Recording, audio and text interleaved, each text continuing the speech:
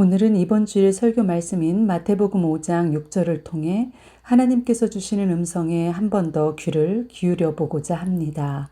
산상수훈은 이렇게 시작합니다. 예수께서 무리를 보시고 산에 올라가 앉으시니 제자들이 나온지라. 아멘. 예수님께서 무리들을 보시고 산으로 올라가 앉으시니 제자들이 주님 앞에 나왔습니다. 그리고 주님께서 제자들에게 설교하셨습니다. 그러므로 산상수훈은 예수님께서 제자들에게 친히 주신 설교 말씀이며 오늘날 제자로 살아가는 우리들에게 주신 말씀이지요. 이 가르침은 단순히 윤리적으로 바르게 살도록 하는 교훈이 아니라 회개와 하나님 나라를 선포하는 복음 그 자체입니다. 이제 주님이 산에 앉아 그들에게 생명의 말씀을 전해주시기 위해 입을 여셨습니다. 처음 입을 열어 가르치신 복음은 바로 인간에게 최고의 복인 참 행복에 관한 것이었습니다. 주님은 하나님께서 창조하신 모든 사람들이 주님이 베풀어 주시는 복과 은혜 가운데 최고의 복이 무엇인지를 깨닫고 행복하기를 바라셨습니다.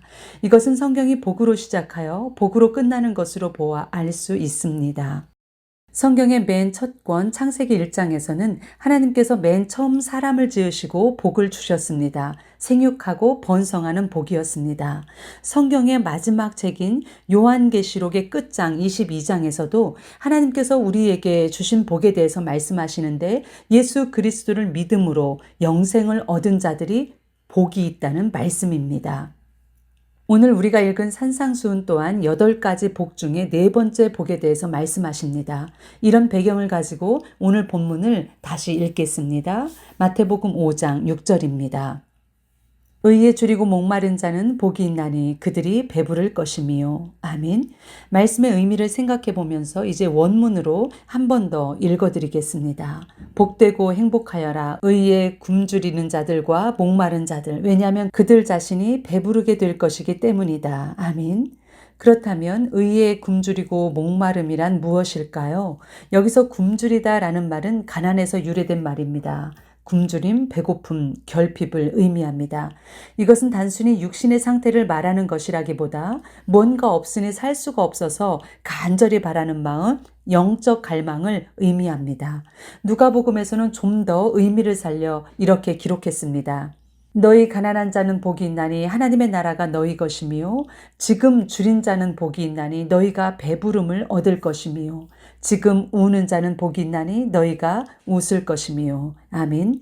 여기서 지금 줄인 자는 현재 무엇인가 결핍되어 고통받고 있는 사람들을 말합니다. 그 결핍으로 인해 배고픔과 눈물, 곤궁에 처한 자들이죠. 그런데 예수님은 그들에게 복이 있다라고 선언하십니다. 더구나 굶주림과 목마름이 한 번만 있는 것이 아니라 원문에 따르면 지금 현재 지속적으로 일어나 갈망하고 있는 상태에 있는 사람이 복이 있다고 하십니다. 여러분, 배고픈 것이 왜 복일까요? 목마름이 왜 복이 될까요? 그들이 장차 배부르게 될 것이기 때문입니다. 그러나 여기서 말하는 배부름은 세상적인 것들, 곧 물질이나 지식, 권세나 명성으로 인해 느끼는 육신의 만족감이나 포만감을 뜻하지 않습니다. 이는 하나님 안에서 누리는 충만함이며 하나님 안에서 얻는 참된 만족입니다. 주님 안에서의 배부름, 곧 갈증이 온전히 해소된 상태를 가리킵니다. 의에 줄이고 목마르다라는 표현을 쉽게 말씀드리면 하나님께 입맛이 당기다라는 의미입니다. 하나님을 향하여 자꾸 구미가 당기는 것입니다. 시편 기자가 이 표현을 명확하게 기록해 주었습니다. 시편 34편 8절입니다. 너희는 여호와의 선하심을 맛보아 알지어다. 그에게 피하는 자는 복이 있도다. 아멘. 하나님을 향해 입맛이 당기니 여호와의 선하심을 맛보게 된다는 것입니다. 그러나 우리가 아직도 세상 것에 목마르다면 하나님을 향하여 입맛이 돌지 않을 것입니다. 그래서 하나님을 맛보아 알 수 없는 것이죠. 왜냐하면 사람은 목마른 것을 찾게 되어 있기 때문입니다. 그러므로 우리가 무엇인가 목마르다면 그것을 갈망하고 있다는 증거입니다. 그렇습니다. 하나님을 향해 목마르다면 하나님을 갈망하고 있는 것이 분명합니다.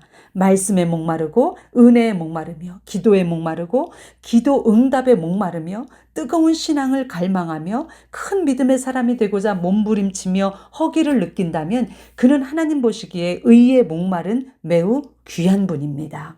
오늘 본문은 내가 목말라 하는 그것, 그 의로 배부르게 해주시겠다는 약속입니다. 이 약속을 믿는다면 우리는 먼저 그 의가 무엇인지 이해할 필요가 있습니다. 그럼 의란 무엇일까요?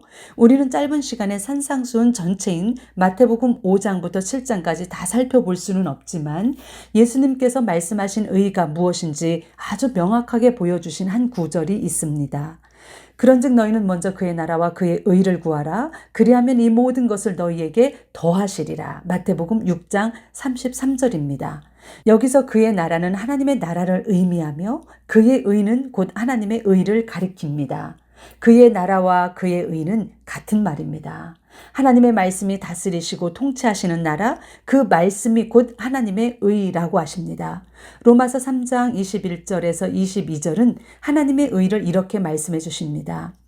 이제는 율법 외에 하나님의 한 의가 나타났으니 율법과 선지자들에게 증거를 받은 것이라. 곧 예수 그리스도를 믿음으로 말미암아 모든 믿는 자에게 미치는 하나님의 의니 차별이 없느니라. 아멘.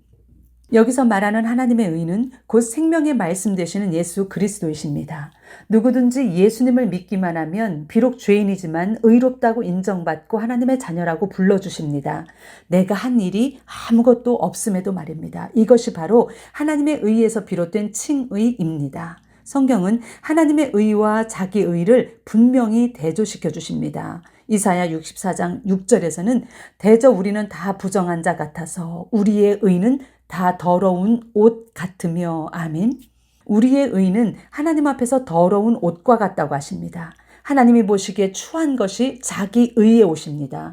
자신이 남들보다 더 낫다고 생각하는 교만한 사람은 아직도 이러한 누더기 같은 자기 의의 옷을 걸치고 있는 사람입니다. 겉으로 아무리 명품 옷을 화려하게 걸치고 있어도 하나님의 눈에는 영적으로 더러운 옷을 입고 있는 것입니다.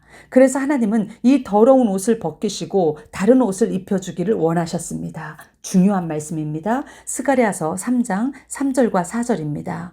여호수아가 더러운 옷을 입고 천사의 앞에 서 있더니 여호와께서 자기 앞에 선 자들에게 명령하사 그 더러운 옷을 벗기라 하시고 또 여호수아에게 이르시되 내가 네 죄악을 제거하였으니 내게 아름다운 옷을 입히리라 하시기로. 아멘.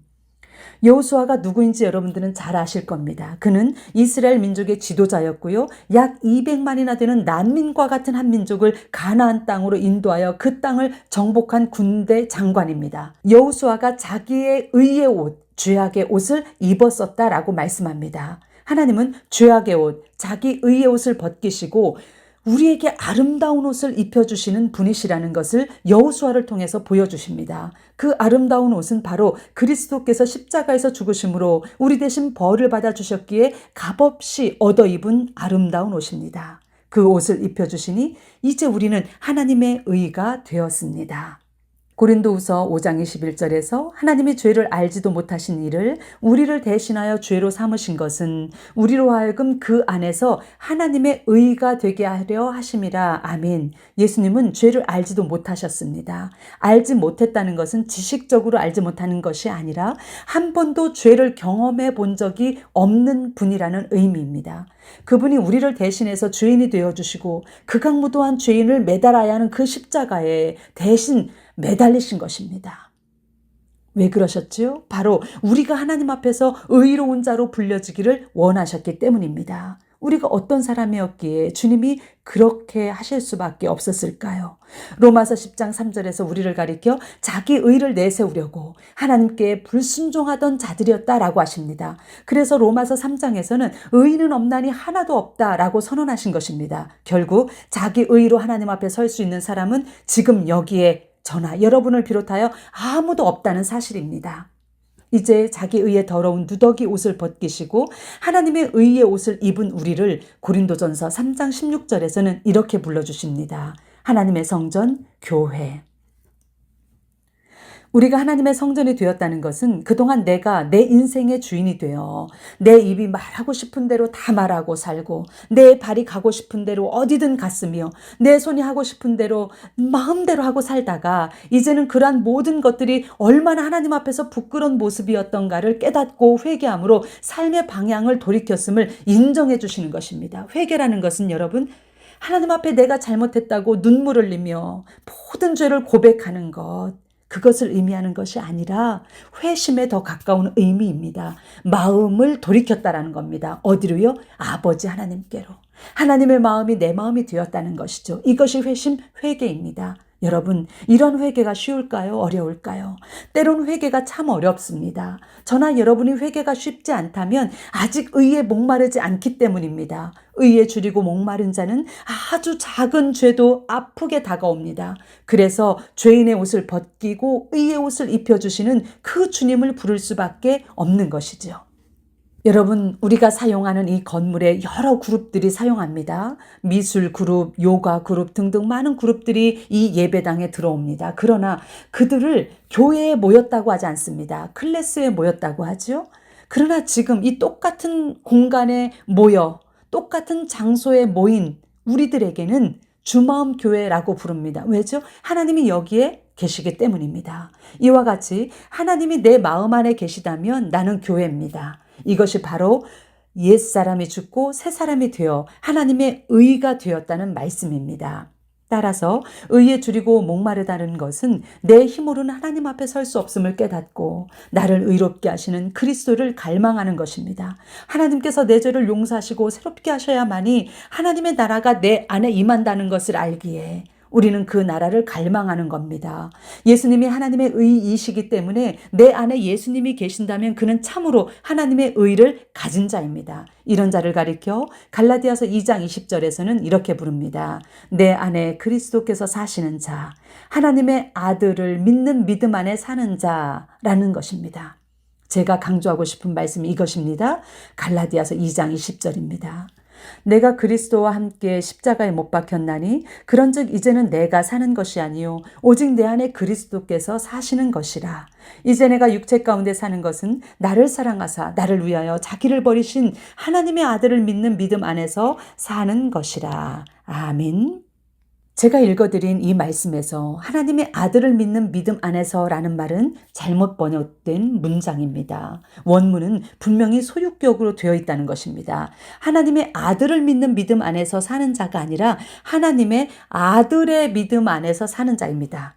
하나님의 아들의 믿음, 즉 예수님의 믿음 안에서 사는 자를 말합니다. 예수님의 믿음이란 예수님이 가지고 계신 그 믿음이 나의 믿음이 되는 것입니다. 예수님의 생각이 나의 생각이 되고 예수님의 의로우심이 나의 의가 되는 겁니다. 그러나 반대로 잘못된 자기 믿음을 가진 많은 사람들이 마지막 날에 자기 믿음을 의지하며 이렇게 부르짖을 것입니다.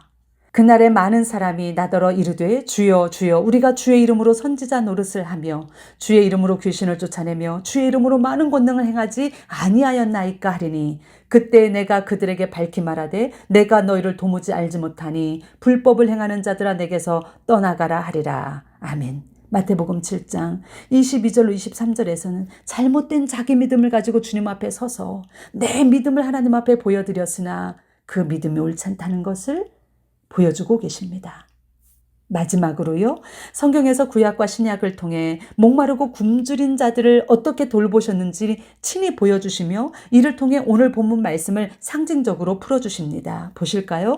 구약 출애굽기 15장에 보시면 모세가 홍해를 건너 수르 광야에 들어갔을 때에 사흘 동안 물을 얻지 못하다가 마라에 이르렀습니다. 물을 발견한 백성들은 너무나 좋아 달려들어 물을 마시고자 하였으나 그곳의 물은 너무 써서 마실 수가 없었습니다.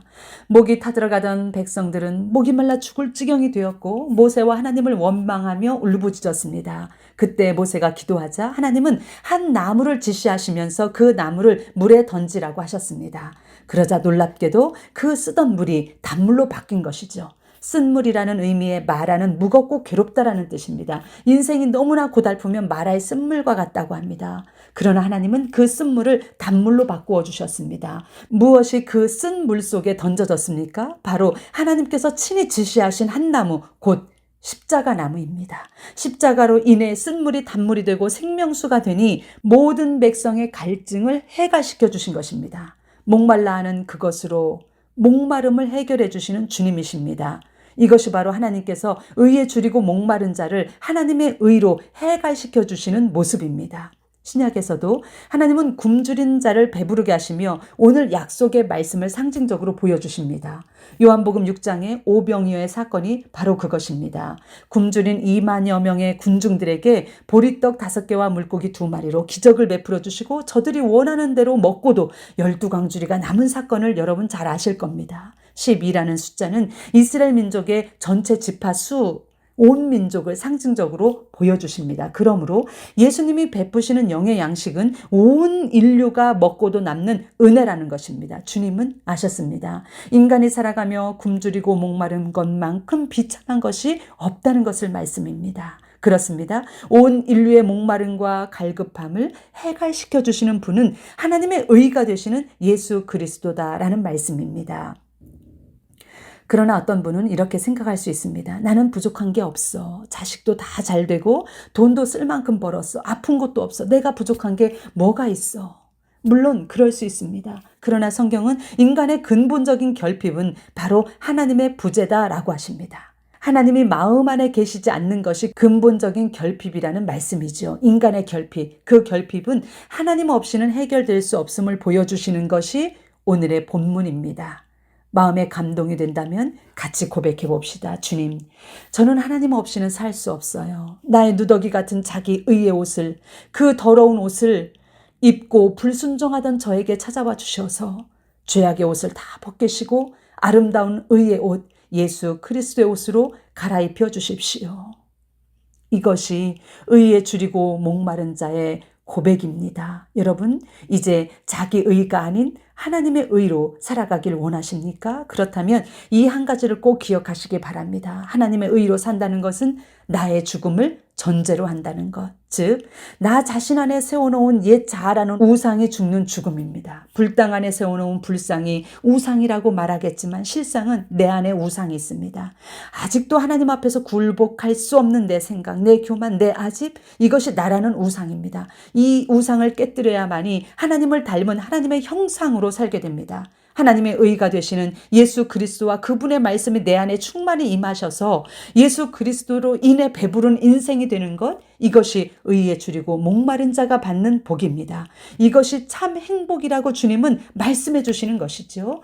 오늘도 주님은 의에 굶주리고 목마른 자를 초청하십니다. 그들에게 최고의 복, 인생 최고의 행복을 선물로 주시길 원하시기 때문입니다.